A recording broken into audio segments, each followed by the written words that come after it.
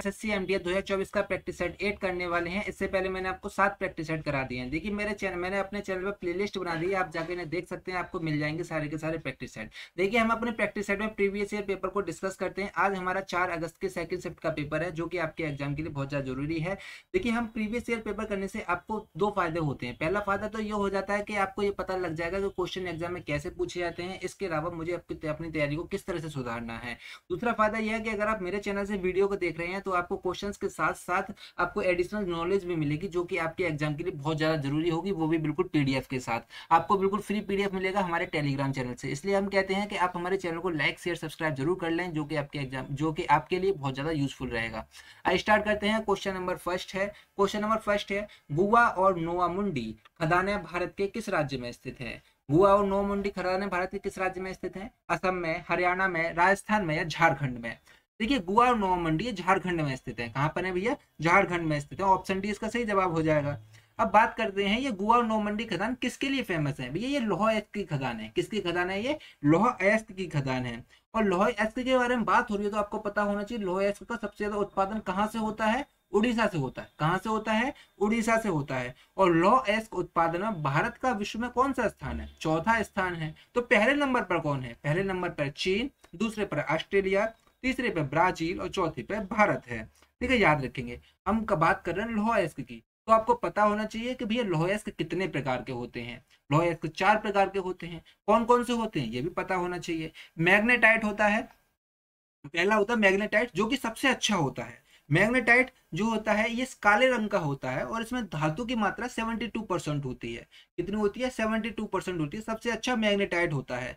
दूसरा होता है हेमाटाइट। हमारे भारत में सबसे ज्यादा कौन सा पाया जाता है? हेमाटाइट पाया जाता है। इसमें धातु की मात्रा 60% होती है। ये लाल और भूरे रंग का होता है और भारत में सबसे ज्यादा हेमाटाइट ही पाया जाता है। ठीक है, याद रखेंगे आप इसे। छोटी छोटी बातें हैं, आपको पता होना चाहिए। इसके अलावा तीसरे नंबर पर आता है लिमोनाइट। ठीक है, कौन सा? लिमोनाइट। इसका रंग पीला होता है। इसमें धातु की मात्रा 40 से 60% होती है। और नंबर चौथे पर आता है सिडेराइट। सिडेराइट में अशुद्धियां बहुत होती हैं और इसका भी रंग भूरा होता है, लेकिन इसमें 40% तक धातु की मात्रा पाई जाती है मात्र, और इसमें अशुद्धियां बहुत होती हैं। लिमोनाइट और सिडेराइट ये कमजोर लौह अयस्क होते हैं और सबसे अच्छा जो लौह अयस्क होता है वो मैग्नेटाइट होता है। लेकिन हमारे भारत में कौन सा पाया जाता है? वो हेमाटाइट पाया जाता है। ये भी अच्छा लौह अयस्क होता है। ठीक है, जब हम बात हो रही है लौह अयस्क की, क्वेश्चन आया है लौह अयस्क की खदान से, तो हमको पता होना चाहिए लौह अयस्क की और कौन कौन सी खदान है जिससे कि एग्जाम में आए और हम उसे बना दें। देखिए उड़ीसा की खदानें हैं गुरु महिसायनी, सुलीपत, बादाम पहाड़ और किरूबरू। ये उड़ीसा की कुछ प्रमुख खदानें हैं। एक बार पढ़ लेंगे, आपको याद रहेगा। छत्तीसगढ़ की कौन सी है? बेलाडीला और अरीडोंगरी। कौन सी? बेलाडीला और अरीडोंगरी। और कर्नाटक की हैं कुद्रेमुख, चित्रदुर्ग और बाबा बूदान। ये कर्नाटक की हैं। कौन कौन सी है भैया? कुद्रेमुख, चित्रदुर्ग और बाबा बूदान। ये कहाँ की हैं? कर्नाटक की हैं। महाराष्ट्र की कौन सी हैं? महाराष्ट्र की हैं रत्नागिरी और चंद्रपुर। ये महाराष्ट्र की हैं। अच्छा, तमिलनाडु की हैं नीलगिरी और सलेम। ये तमिलनाडु की हैं। कौन कौन सी? नीलगिरी और सलेम। और होती है आंध्र प्रदेश की हैं वारंगल, कुर्नूल और जगैयापेटा। ये आंध्र प्रदेश की हैं। और है लास्ट राजस्थान की हैं उदयपुर, थूर और हुंडेर हैं। देखिए भारत में लौह अयस्क इन्हीं राज्यों से लगभग 99% जो लौह अयस्क जो होता है इन्हीं राज्यों में पाया जाता है। ठीक है, याद रखेंगे। अब नेक्स्ट क्वेश्चन की तरफ चलते हैं। देखिए नेक्स्ट क्वेश्चन है हमारे पास, निम्नलिखित में से कौन सी अफगानिस्तान की आधिकारिक भाषा है? इसने हमसे क्या पूछा है? कौन सी अफगानिस्तान की आधिकारिक भाषा है? ऑप्शन में ए है सिंगली, ऑप्शन बी है वर्मी, ऑप्शन सी दारी और ऑप्शन डी है जोंखा।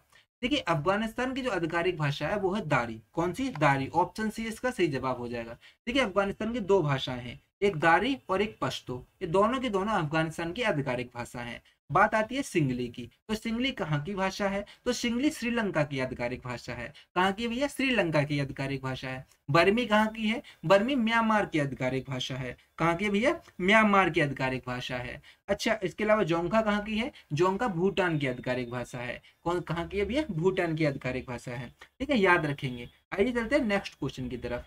नेक्स्ट क्वेश्चन क्या है? नेक्स्ट क्वेश्चन है हमारे पास, बुद्ध पूर्णिमा हिंदू माह के फिल इन द ब्लैंक्स की पूर्णिमा के दिन मनाई जाती है। भैया किस माह की पूर्णिमा के दिन मनाई जाती है? बैसाख, जेठ, भाद्र या आषाढ़? तो इसका सही जवाब हो जाएगा बैसाख। ये बैसाख की पूर्णिमा के दिन मनाई जाती है बुद्ध पूर्णिमा। ठीक है, याद रखेंगे। अच्छा, बुद्ध पूर्णिमा मनाते क्यों है? क्योंकि इस दिन भगवान बुद्ध का जन्म हुआ था। भगवान बुद्ध के जन्मदिन के अवसर पर बुद्ध पूर्णिमा मनाते हैं। इसके अलावा इसी दिन इनको ज्ञान की प्राप्ति हुई थी और इसी दिन इनकी पुण्यतिथि के उपलक्ष्य में बुद्ध पूर्णिमा को मनाई जाती है। ठीक है, याद रखेंगे। अब बात हो रही है बुद्ध पूर्णिमा की। बुद्ध पूर्णिमा किससे रिलेटेड है? भगवान बुद्ध से रिलेटेड है। तो हम भगवान बुद्ध के बारे में देखते हैं, जो कि एग्जाम में पूछे जाते हैं क्वेश्चन। अच्छा, भगवान बुद्ध का जन्म कब हुआ था? 563 ईसा पूर्व में। कहां पर हुआ था? कपिल वस्तु के निकट लुम्बिनी नामक ग्राम में इनका जन्म हुआ था। कहां पर हुआ था? लुम्बिनी में इनका जन्म हुआ था भगवान बुद्ध का 563 ईसा पूर्व में। ठीक है, याद रखेंगे। अच्छा, भगवान बुद्ध की माता जी का नाम क्या था? तो भगवान बुद्ध की माता जी का नाम था माया देवी। क्या था भैया? माया देवी इनकी माता जी का नाम था। और इनके पिता का नाम था शुद्धोधन। इनके पिता का नाम क्या था? शुद्धोधन था। और भगवान बुद्ध के बचपन का नाम क्या था? भगवान बुद्ध के बचपन का नाम था सिद्धार्थ। क्या था भैया? सिद्धार्थ था। ठीक है, याद रखेंगे। अब भगवान बुद्ध ने ज्ञान की प्राप्ति की थी। ज्ञान की प्राप्ति कहाँ पर की थी? बोध गया में। कहाँ पर की थी? बोध गया में। किस नदी के तट पर? निरंजना फाल्गु नदी के तट पर की थी। एग्जाम में क्वेश्चन आता है कि भगवान बुद्ध ने ज्ञान की प्राप्ति किस नदी के तट पर हुई थी? तो निरंजना नदी के तट पर हुई थी। अच्छा, ये पीपल के पेड़ के नीचे की थी और उसी वृक्ष को बोधि वृक्ष कहते हैं। इस बोधि वृक्ष को शशांक ने कटवा दिया था। किसने कटवाया था? शशांक ने। ठीक है, लेकिन अभी भी है बोधि वृक्ष। ठीक है, आगे ज्ञान की प्राप्ति को इन्होंने प्रथम उपदेश कब दिया? कहाँ दिया था? तो इन्होंने प्रथम उपदेश दिया था सारनाथ में। कहाँ पर दिया था? सारनाथ में दिया था। और भगवान बुद्ध धर्म से रिलेट हैं तीन चीजें, बुद्ध, धम्म और संघ। इन तीनों को मिलाकर क्या कहते हैं? त्रिरत्न कहते हैं। क्या कहते हैं? त्रिरत्न कहते हैं। बुद्ध को, धम्म को और संघ को, तीनों को मिलाकर त्रिरत्न कहा जाता है। और बौद्ध धर्म में एक है ग्रंथ जिसका नाम है त्रिपिटक। क्या नाम है भैया? त्रिपिटक। ये किस भाषा में लिखा गया है? ये पाली भाषा में लिखा गया है। एग्जाम में क्वेश्चन आता है, छोटी छोटी बातें आपको याद होनी चाहिए। तो त्रिपिटक बौद्ध ग्रंथ जो है वो पाली भाषा में लिखा गया है। और त्रिपिटक के कितने भाग होते हैं? 3 भाग होते हैं। कितने भाग है भैया? 3 भाग। कौन कौन से? विनय पटिक, सुत्त पटिक और अभिधम्म पटिक। कौन कौन से? विनय पटिक, सुत्त पटिक, अभिधम्म पटिक। आपको याद रखना है। और 483 ईसा पूर्व में कुशीनगर में इनकी मृत्यु यानी कि इनको महानिर्वाण प्राप्त हुआ था। कहां पर हुआ था? कुशीनगर में इनको महानिर्वाण प्राप्त हुआ था 483 ईसा पूर्व में। ठीक है, आप इसे याद रखेंगे। ठीक है, इसके अलावा देखिए बौद्ध धर्म से संबंधित कुछ संगीतियां, क्योंकि 4 बौद्ध धर्म की संगीतियां हुई थी, काफी अधिक इंपोर्टेंट है, एग्जाम में पूछी जाती हैं। चारों के चारों आपको पता होने चाहिए। देखिए, पहली बौद्ध संगीति हुई थी राजगृह में। कहां पर? राजगृह में 483 ईसा पूर्व में हुई थी। और ये किसने करवाई थी? अजात शत्रु ने करवाई थी। ये किस वंश का शासक था? हर्यक वंश का शासक था। और इस बौद्ध संगीति के अध्यक्ष कौन थे? महाकश्यप थे। ठीक है, इस बौद्ध संगीति के अध्यक्ष कौन थे? महाकश्यप थे। द्वितीय बौद्ध संगीति वैशाली में हुई थी 383 ईसा पूर्व में। किसने करवाई थी? काल अशोक ने करवाई थी। और ये किस वंश का शासक था? शिशुनाग वंश का शासक था। और इसके अध्यक्ष साब कमीर थे। ठीक है, याद रखेंगे। इसके अलावा तृतीय बौद्ध संगीति पाटलिपुत्र में हुई थी। कब हुई थी? 251 ईसा पूर्व में हुई थी। किसने करवाई थी? अशोक ने करवाई थी, जो कि मौर्य वंश का शासक था, अशोक। और इसके अध्यक्ष थे मोगली पुत्ततिस। कौन थे भैया? मोगली पुत्ततिस इस तृतीय बौद्ध संगीति के अध्यक्ष थे। अब बात आती है चौथी बौद्ध संगीति की। चौथी बौद्ध संगीति कुंडल वन में हुई थी, जो कि कश्मीर में है। ये किसने करवाई थी? ये कनिष्क ने करवाई थी, जो कि कुषाण वंश का शासक था। और इसके अध्यक्ष कौन थे? अश्वघोष थे। कौन थे भैया? अश्वघोष थे। ठीक है, याद रखेंगे। अगला क्वेश्चन चलते हैं। अगला क्वेश्चन है हमारे पास, 1927 में मंदिर प्रवेश आंदोलन किसने शुरू किया था? तो 1927 में मंदिर प्रवेश आंदोलन किसने शुरू किया था? महादेव गोविंद रानाडे ने, भीमराव अम्बेडकर ने, ज्योतिबा फूले ने, या फिर रामास्वामी नायकर ने, जिसे पेरियार भी कहते हैं। देखिए, 1927 में मंदिर प्रवेश आंदोलन भीमराव अम्बेडकर ने शुरू किया था। ऑप्शन बी इसका सही जवाब हो जाएगा। ठीक है, याद रखेंगे। अच्छा, महादेव गोविंद रानाडे ने क्या किया था और किस चीज की स्थापना वगैरह की थी? महादेव गोविंद रानाडे ने पूना सार्वजनिक सभा की स्थापना की थी। ठीक है, याद रखेंगे। किसकी स्थापना की थी? पूना सार्वजनिक सभा की स्थापना की थी। अब बात आ रही है ज्योतिबा फूले की। ठीक है, ज्योतिबा फूले ने सत्यशोधक समाज की स्थापना की थी। किसकी की थी? सत्यशोधक समाज की स्थापना की थी। और रामास्वामी नायकर, यानी कि इनको पेरियार भी कहते हैं, और पेरियार ने श्री नारायण धर्म परिपालन योगम संगठन की स्थापना की थी। किसकी की थी? श्री नारायण धर्म परिपालन योगम संगठन की स्थापना की थी श्री रामास्वामी नायकर ने। ठीक है, याद रखेंगे। अब हमने बात की थी यहाँ पे भीमराव अम्बेडकर की, तो आपको भीमराव अम्बेडकर से रिलेटेड कुछ फैक्ट आपको पता होने चाहिए। आइए देखते हैं। ठीक है, डॉक्टर बी आर अम्बेडकर यानी डॉक्टर भीमराव अम्बेडकर, इनका जन्म हुआ था 14 अप्रैल को और 1891 में इनका जन्म हुआ था। इनकी मृत्यु हुई थी 6 दिसंबर 1956 को इनकी मृत्यु हुई थी। और देखिए, डॉक्टर बी आर अम्बेडकर ने बहिष्कृत हितकारिणी सभा की स्थापना की। किसकी स्थापना की थी? बहिष्कृत हितकारिणी सभा की स्थापना की थी। आपको पता होना चाहिए, एग्जाम में क्वेश्चन आता है ये। ठीक है। इसके अलावा इन्होंने दलित समाज के उद्धार के लिए मूक नायक, समता, जनता और बहिष्कृत भारत जैसे पत्र निकाले थे।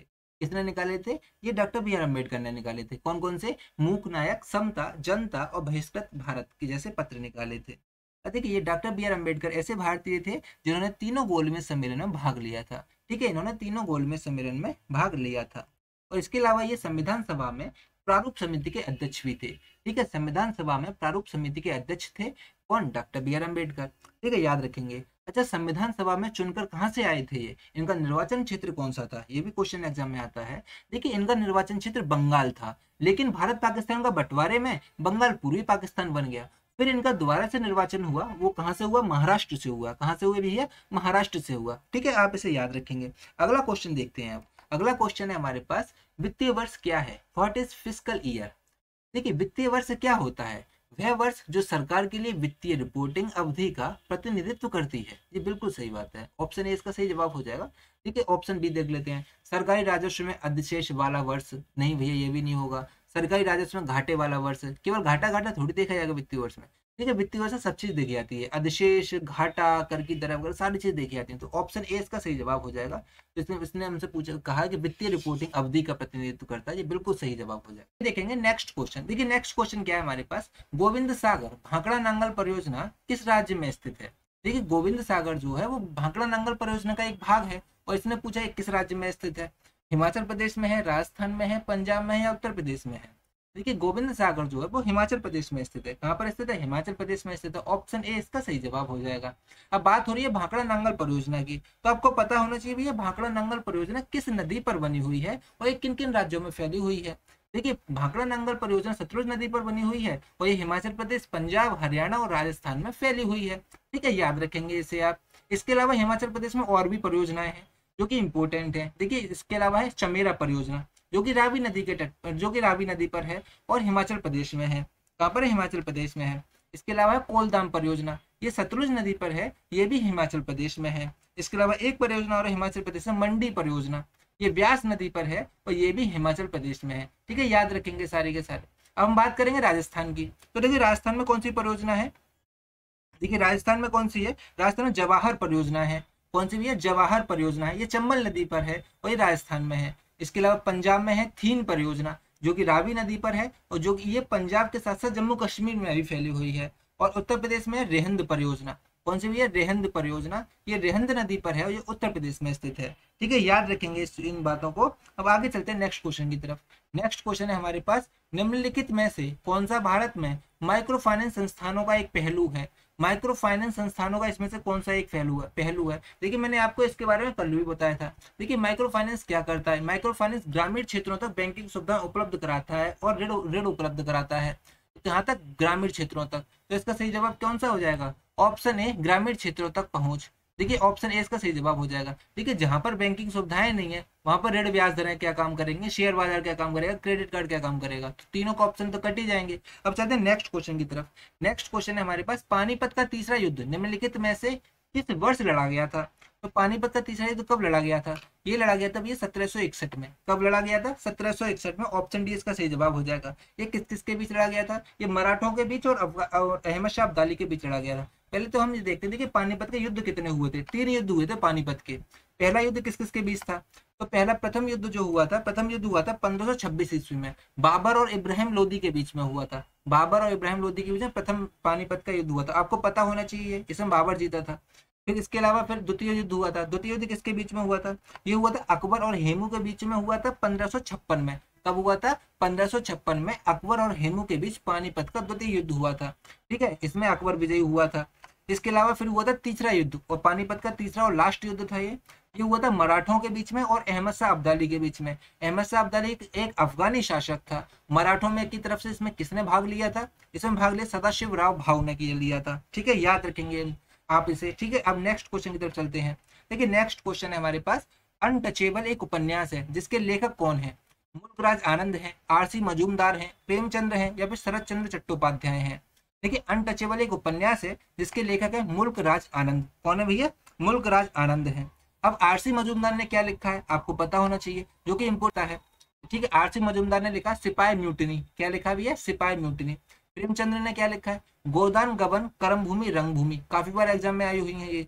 इसके अलावा शरद चंद्र चट्टोपाध्याय ने लिखी है देवदास चरित्रहीन और पाथेर दाबी। कौन कौन सी भी है, देवदास चरित्रहीन और पाथेर दाबी, ये शरद चंद्र चट्टोपाध्याय ने लिखी है। ठीक है, याद रखेंगे। नेक्स्ट क्वेश्चन की तरफ चलते हैं। नेक्स्ट क्वेश्चन है हमारे पास, पंडित रविशंकर निम्नलिखित में से किस संगीत वाद्य यंत्र बजाने के लिए दुनिया भर में जाने जाते हैं।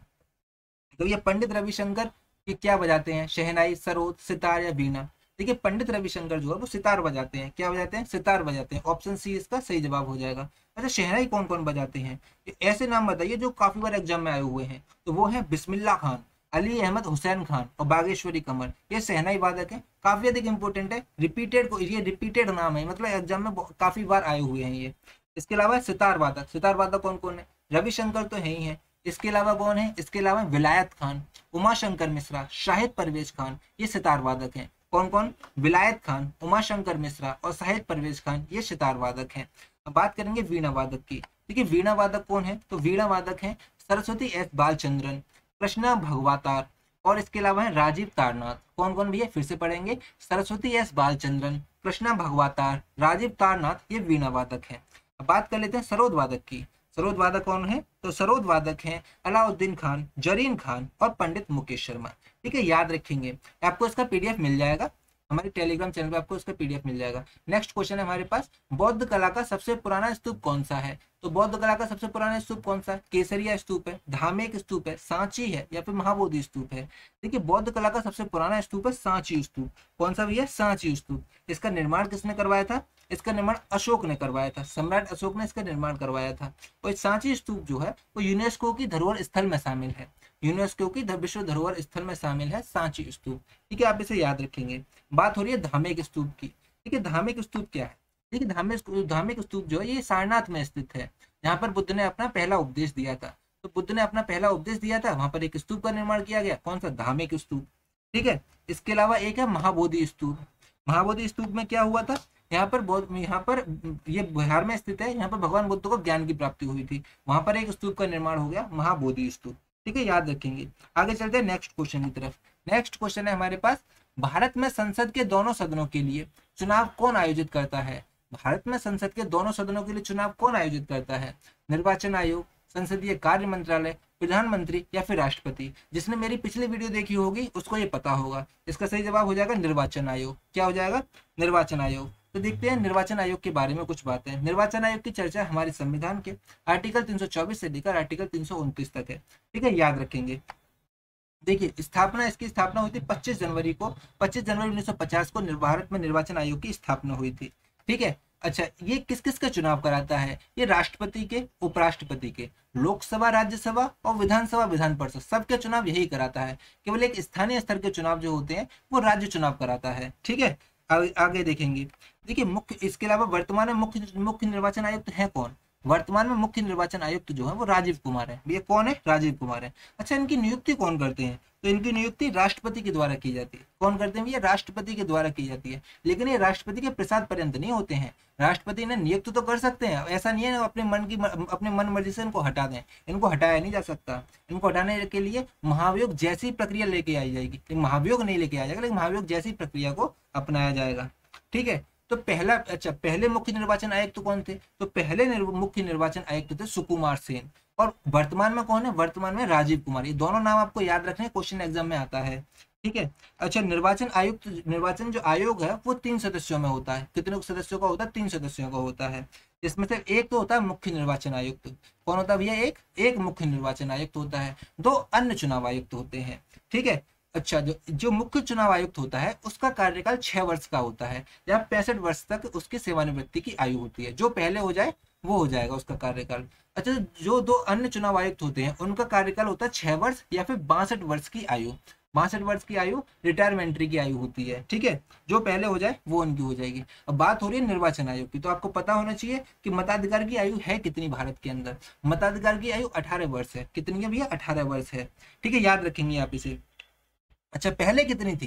पहले 21 वर्ष थी। 61वें संविधान संशोधन 1989 के द्वारा मताधिकार की आयु को 21 वर्ष से घटाकर 18 वर्ष कर दिया गया है, आपको ये याद रखना पड़ेगा। आइए चलते हैं नेक्स्ट क्वेश्चन की तरफ। नेक्स्ट क्वेश्चन है हमारे पास, नटवरी नृत्य किस नृत्य शैली से संबंधित है? ये नटवरी नृत्य जो है वो किस नृत्य शैली से संबंधित है? इस मणिपुरी से है, सत्रिया से है, कथक से है, या फिर कुचिपुड़ी से है? तो नटवरी नृत्य जो है वो कथक से संबंधित है। किससे संबंधित है भैया? कथक से संबंधित है। आपको ये याद रखना है, ठीक है। इसके अलावा जो है मणिपुरी नृत्य से संबंधित जो है वो लाई हरोबा है। कौन सा है? लाई हरोबा नृत्य मणिपुरी नृत्य से संबंधित है, आपको याद रखना, ये एग्जाम में क्वेश्चन आया हुआ है। इसके अलावा है माटी अखोड़ा, माटी अखोड़ा भी बोलते हैं, माटी अखाड़ा भी बोलते हैं। ये सत्रिय नृत्य से संबंधित है। किससे? सत्रिय नृत्य से संबंधित है, जो कि असम का शास्त्रीय नृत्य है, ठीक है, याद रखेंगे। इसके अलावा कुचिपुड़ी से जो है वो है भामा कलापम और गोबी कलापम, ये कुचिपुड़ी नृत्य से संबंधित है, ठीक है, याद रखेंगे। सारी बातें आपको एग्जाम में आती हैं ये। नेक्स्ट क्वेश्चन को देखेंगे। देखिए नेक्स्ट क्वेश्चन है हमारे पास, बिरसा मुंडा हॉकी स्टेडियम भारत के सबसे बड़े हॉकी स्टेडियमों में से एक है। यह स्टेडियम किस राज्य में स्थित है? छत्तीसगढ़ में है, मध्य प्रदेश में है, बिहार में है, या उड़ीसा में है? देखिए बिरसा मुंडा हॉकी स्टेडियम किस राज्य में स्थित है? अच्छा, बिरसा मुंडा हॉकी स्टेडियम जो है वो उड़ीसा में स्थित है। कहाँ पर भैया? उड़ीसा में स्थित है। ऑप्शन डी इसका सही जवाब हो जाएगा। नेक्स्ट क्वेश्चन की तरफ चलते हैं। नेक्स्ट क्वेश्चन क्या है? नेक्स्ट क्वेश्चन है, निर्देशक सिद्धांतों को मोटे तौर पर 3 व्यापक श्रेणियों में वर्गीकृत किया गया है। निम्नलिखित में से कौन इस वर्गीकरण का हिस्सा नहीं है? बिल्कुल सही बात है। लेकिन निर्देशक सिद्धांतों को 3 श्रेणियों में वर्गीकृत किया गया है, इनमें से कौन सा हिस्सा नहीं है? समाजवादी नहीं है, गांधीवादी नहीं है, आधिकारिक नहीं है, या फिर उदारवादी नहीं है?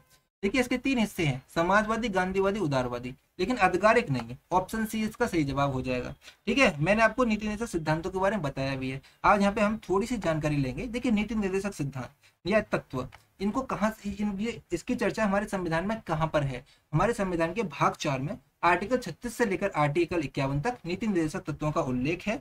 और इसको उनको कहाँ से लिया गया है? नीति निर्देशक सिद्धांतों को आयरलैंड के संविधान से लिया गया। कहाँ से लिया गया भैया? आयरलैंड के संविधान से लिया गया है। अब जैसे कि इसमें कहा गया है कि इनको 3 श्रेणियों में वर्गीकृत किया गया। कौन कौन सी श्रेणी है? 3 है। कौन कौन सी? सबसे पहले गांधीवादी। गांधीवादी में कौन कौन से आर्टिकल आ जाते हैं? गांधीवादी में आता है आर्टिकल 40, आर्टिकल 43 का 46 और 47, ये गांधीवादी में आता है। इसके अलावा आता है समाजवादी। समाजवादी में आर्टिकल आते हैं आर्टिकल 38, 39, 39 का और 41, 42, 43, ये आ जाते हैं समाजवादी में। इसके अलावा आता है उदारवादी में। उदारवादी में आते हैं आर्टिकल 44, 45, 48, 48 का 49, 50, 51, ये उदारवादी में आ जाते हैं, ठीक है, याद रखेंगे आप इन्हें।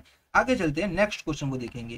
देखिए अगला क्वेश्चन है, मेघालय की कौन सी जनजाति का शाद मस्तीह या विजय नृत्य के प्रमुख त्योहार के दौरान किया जाने वाला एक प्राचीन युद्ध नृत्य है? तो भैया कौन से जनजाति के द्वारा का शाद मस्तीह नृत्य या विजय नृत्य किया जाता है? वही जयंतिया वार या खासी, ये मेघालय की जनजाति है, तो ये किया जाता है खासी के द्वारा का शाद मस्तीह नृत्य किया जाता है। कौन सा भैया? का शाद मस्तीह नृत्य मेघालय की खासी जनजाति के द्वारा किया जाता है। अच्छा, मेघालय में और कौन कौन से नृत्य किए जाते हैं आपको पता होना चाहिए। देखिए मेघालय में किए जाते हैं और कौन कौन से नृत्य ये किए जाते हैं, डारेंगेटा, लाहो और वांगला। डारेंगेटा, लाहो, वांगला और है नोंगक्रेम, भेदी नकलम और डार से गाटा और शादसुक नृत्य, ठीक है, आपने याद रखेंगे, ठीक है। ये मेघालय के कुछ नृत्य हैं। आगे देखेंगे नेक्स्ट क्वेश्चन को। आगे है नेक्स्ट क्वेश्चन हमारे पास, स्वस्थ प्रतिरक्षा प्रणाली, कम रोशनी में दृष्टि और स्वस्थ त्वचा के लिए कौन सा विटामिन आवश्यक होता है? कम रोशनी में दृष्टि और स्वस्थ त्वचा के लिए कौन सा विटामिन आवश्यक होता है? विटामिन B2, K, B7 या A?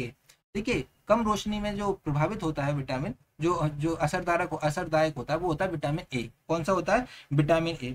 विटामिन ए का नाम क्या होता है? रेटिनॉल बोलते हैं, ठीक है। आइए हम थोड़ा सा इन चारों के चारों विटामिन के बारे में देख लेते हैं। देखिए चारों के चारों विटामिन के बारे में हमने यहाँ पे लिख दिया है। राइबोफ्लोविन, जिसको विटामिन B2 कहते हैं, ठीक है, इसका जो स्रोत है ये हमें कहाँ से मिलता है? ये हमें मिलता है पनीर, अंडा, मांस, हरी पत्तेदार सब्जी से हमें ये विटामिन मिलता है। और इसकी कमी से रोग होता है केलोसिस। कौन सा रोग होता है भैया? केलोसिस। बात आती है फिलोक्विनोन। फिलोक्विनोन विटामिन के है। आपको इनके रासायनिक नाम भैया याद रखने पड़ेंगे। विटामिन के का रासायनिक नाम है फिलोक्विनोन और इसका स्रोत है अंडा, यकृत, दुग्ध उत्पाद और हरी पत्तेदार सब्जियां इसका स्रोत है। और इसकी कमी से रोग होता है रक्त का थक्का न जमना, इसकी कमी से होने वाला रोग है। विटामिन ए का रासायनिक नाम है रेटिनॉल। कौन सा भैया? रेटिनॉल। रेटिनॉल हमें कहाँ से मिलता है? ये मिलता है दूध से, मक्खन से, दही, अंडा, मछली का तेल से हमें रेटिनॉल मिल जाता है। और इसकी कमी से रोग होता है रतौंधी, आंख से संबंधित बीमारी इसकी कमी से रोग होती है, इसकी कमी से होता है। इसके अलावा कौन सा होता है भैया? केराटोमेसेसिया होता है। ठीक है, विटामिन बी 7, विटामिन बी 7 को बायोटिन बोलते हैं और इसका स्रोत है यकृत, मांस, अंडा, मेवा, केला, चॉकलेट। और इसकी कमी से रोग होता है चर्म रोग और बालों का झड़ना, विटामिन बी 7 की कमी से होती है। किसकी भैया? विटामिन बी 7 की कमी से होती है। आइए चलेंगे नेक्स्ट क्वेश्चन की तरफ। नेक्स्ट क्वेश्चन है हमारे पास, निम्नलिखित में से कौन Sita an illustrated retelling of the Ramayana, कौन से भैया? Sita an illustrated retelling of the Ramayana पुस्तक का लेखक है? इनमें से किसने भैया ये वाली पुस्तक लिखी है? शशि थरूर ने लिखी है, देवदत्त पटनायक ने लिखी है, हरिंदर सिक्का ने लिखी है, या फिर PS श्रीधरन पिल्लई ने लिखी है? तो ये पुस्तक जो लिखी है वो लिखी है देवदत्त पटनायक ने। किसने लिखी है भैया? देवदत्त पटनायक ने लिखी है। अच्छा, शशि थरूर ने कौन सी लिखी है? कुछ नई पुस्तक का नाम बताइए जो एग्जाम में आए। वो ये अम्बेडकर ए लाइफ, ये शशि थरूर ने लिखी है। अच्छा, हरिंदर सिक्का ने क्या लिखी है? हरिंदर सिक्का ने लिखी है गोविंद। क्या लिखी है भैया? गोविंद लिखी है। PS श्रीधरन पिल्लई ने क्या लिखी है? PS श्रीधरन पिल्लई ने लिखी है हेवनली आइसलैंड्स ऑफ गोवा। कौन सी लिखी है भैया? हेवनली आइसलैंड्स ऑफ गोवा, ये PS श्रीधरन पिल्लई ने लिखी है। ठीक है, याद रखेंगे आप इसे। ठीक है, अच्छा आगे चलते हैं नेक्स्ट क्वेश्चन। देखिए जो मैंने ये पुस्तक ली है वो सारी की सारी नई पुस्तकें ली हैं। ठीक है, जो एग्जाम में आ सकती हैं, तो आपको इन्हें याद रखना, जरूर याद करना है। ठीक है, जो भी मैंने यहाँ पे नॉलेज लिखी है सब एग्जाम के पॉइंट ऑफ व्यू से बहुत ज्यादा इंपॉर्टेंट है, आपको इसे पढ़ना जरूर है। ठीक है, अच्छा नेक्स्ट क्वेश्चन देखते हैं। नेक्स्ट क्वेश्चन है हमारे पास, अरब सागर निम्नलिखित में से किस महासागर का विस्तार है? अरब सागर किस महासागर का विस्तार है? प्रशांत महासागर, आर्कटिक का, हिंद महासागर का, या फिर अटलांटिक महासागर का? देखिए अरब सागर जो है वो हिंद महासागर का विस्तार है, ऑप्शन सी इसका सही जवाब हो जाएगा। देखिए महासागर की बात हो रही है तो आपको पता होना चाहिए कि विश्व में कितने महासागर हैं? 5 है। कौन कौन से? और सबसे बड़ा कौन सा? प्रशांत महासागर है, जो कि सबसे बड़ा महासागर है। इसके बाद आ जाता है अटलांटिक महासागर, इससे जस्ट छोटा महासागर है अटलांटिक महासागर। तीसरे नंबर पर आता है हिंद महासागर, ये घटते क्रम में, सबसे बड़ा ये है अटलांटिक, इससे छोटा हिंद महासागर है, इससे छोटा दक्षिणी महासागर है, फिर इससे छोटा है आर्कटिक महासागर। ये मैंने क्रम में ही लिखे हैं। ठीक है, आपको इसी क्रम में याद रखना है। सबसे बड़ा प्रशांत, अटलांटिक, हिंद, दक्षिणी और आर्कटिक महासागर, ये इसी क्रम में आपको याद रखनी है। ये याद रखेंगे। हम ग्लोब पे थोड़ा देख लेते हैं कौन से महासागर किधर है। देखिए पैसिफिक ओशियन यानी कि प्रशांत महासागर ये है। देखिए ग्लोब गोल होता है ना, इसका एक कुछ हिस्सा इधर है और कुछ हिस्सा इसका इधर है, तो ये पैसिफिक ओशियन है जो कि सबसे बड़ा है। ठीक है, ठीक है भैया, याद रखेंगे। इसके अलावा अटलांटिक महासागर, ये दूसरे नंबर पर आता है अटलांटिक महासागर। ठीक है, फिर आता है हिंद महासागर। अभी इसने हमसे पूछा था अरब सागर किस महासागर का विस्तार है। देखिए ये हमारा भारत है, ये हमारा कहाँ, ये हमारा भारत है। इस तरफ बंगाल की खाड़ी है, इस तरफ अरब सागर है, तो इंडियन ओशियन की हिंद महासागर ये है, तो हिंद महासागर का ही तो विस्तार है अरब सागर। अरब सागर ले लिया और बंगाल की खाड़ी ले लिया, ये दोनों के दोनों ही हिंद महासागर के विस्तार हैं। ठीक है, याद रखेंगे। इसके बाद आता है सदर्न ओशियन यानी कि दक्षिणी महासागर। कौन सा भी? दक्षिणी महासागर, ये नीचे का दक्षिणी महासागर है। ठीक है, ये चौथे नंबर का है। चौथे नंबर के 5वें नंबर सबसे छोटा आया था आर्कटिक ओशियन यानी कि आर्कटिक महासागर, सबसे छोटा महासागर।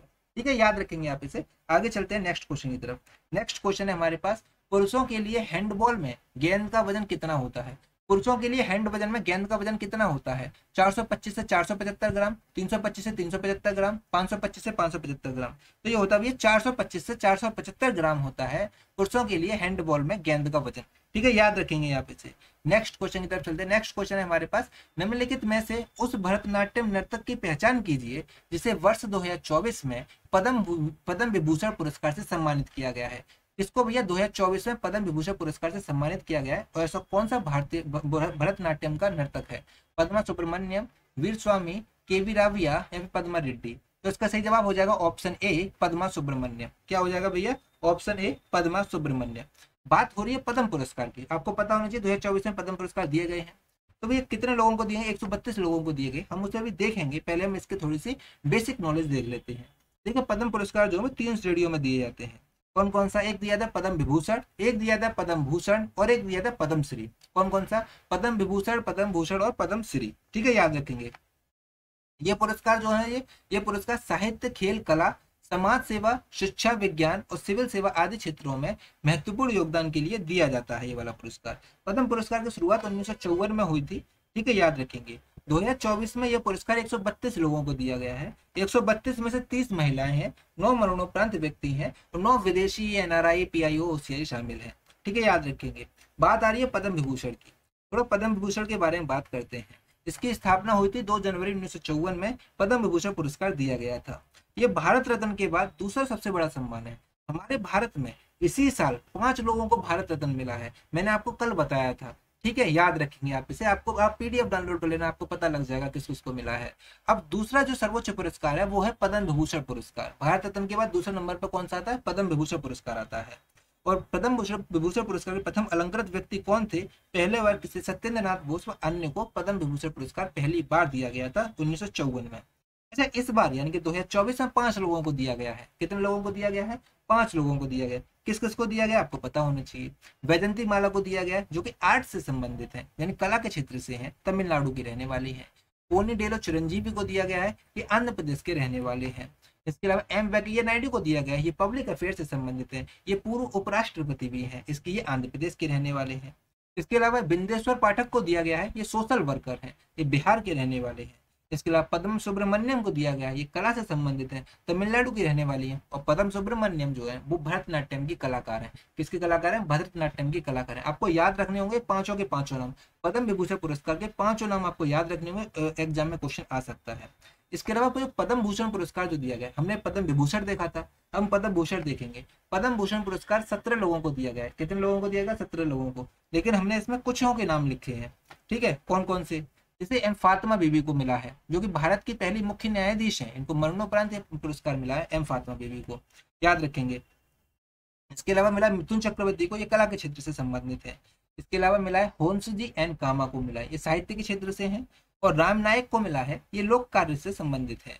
इसके अलावा मिला दत्तात्रेय अंबादास मयालू को और उषा उथुप को, ये संगीतकार हैं काफी अच्छी, ये कला से रिलेटेड करती हैं। इसके अलावा विजयकांत को मिला है, ये कला से संबंधित है। और प्यारेलाल शर्मा को मिला है, ये भी कला से संबंधित है, ठीक है, याद रखेंगे। और मिला है श्री तेजस मधुसूदन पटेल को, किसको? श्री तेजस मधुसूदन पटेल को मिला है, ये मेडिसिन से संबंधित है, ठीक है, याद रखेंगे। इसके अलावा हम ये इतने ही नाम लिखे हमने पद्म भूषण के। इसके अलावा जो मिला है पद्मश्री पुरस्कार, वो 110 लोगों को मिला है। पद्मश्री पुरस्कार 110 लोगों को मिला है, ठीक है, आप इसे याद रखेंगे। अगले क्वेश्चन की तरफ चलते हैं। अगला क्वेश्चन है हमारे पास, शंभू महाराज कथक के निम्नलिखित में से किस घराने के प्रसिद्ध गुरु थे? शंभू महाराज किस घराने के प्रसिद्ध गुरु थे? लखनऊ के, जयपुर के, रायगढ़ के या बनारस के? तो शंभू महाराज जो है वो लखनऊ के प्रसिद्ध गुरु हैं। किसके भैया? लखनऊ घराने के प्रसिद्ध गुरु हैं। नेक्स्ट क्वेश्चन है हमारे पास, आवर्त सारणी के समूह 1 की कौन सी नरम धातु हवा के संपर्क में आने के कुछ ही सेकंड के भीतर धूमिल हो जाती है? तो कुछ ही सेकंड के भीतर कौन सी चीज भी धूमिल हो जाती है? सोडियम, बेरियम, फ्रांसियम या स्ट्रोटियम? तो इसका सही जवाब हो जाएगा सोडियम। कौन क्या हो जाएगा इसका सही जवाब? सोडियम। ये सब चीज ये बात तो आपको सबको पता होगी, ठीक है। सोडियम को किस में रखते हैं? सोडियम को कैरोसिनॉल में रखते हैं। किस में रखते हैं? कैरोसिनॉल में रखते हैं, ठीक है, याद रखेंगे। आज के लिए बस इतना ही, मिलते हैं नेक्स्ट वीडियो पर, तब तक के लिए टेक केयर, बाय बाय। अगर आपको वीडियो अच्छा लगे तो प्लीज हमारे चैनल को लाइक शेयर सब्सक्राइब जरूर कर लेना।